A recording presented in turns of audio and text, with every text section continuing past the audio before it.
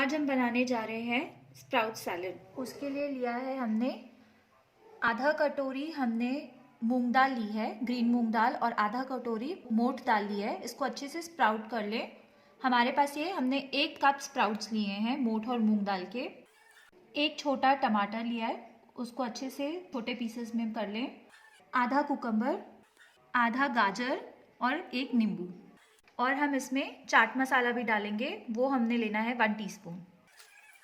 अब हम सैलेड बनाना स्टार्ट करते हैं।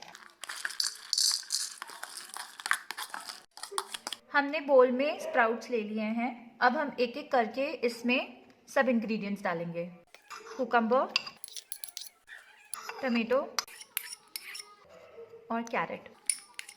आप चाहें तो इनमें जो भी आपको और वेजिटेबल्स अच्छी लगती हैं आप वो भी इनमें डाल सकते हैं। इस सबको अच्छे से मिक्स कर लें। अब हम इसमें चाट मसाला ऐड करेंगे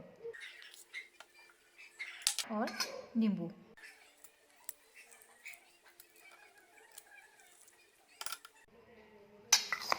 अब इसको अच्छे से मिक्स कर लें।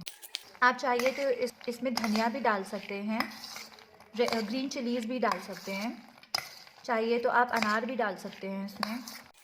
ये सैलेड जल्दी कंज्यूम करें क्योंकि आपने इसमें नींबू डाला है तो ये थोड़े टाइम बाद कड़वी होनी स्टार्ट हो जाएगी।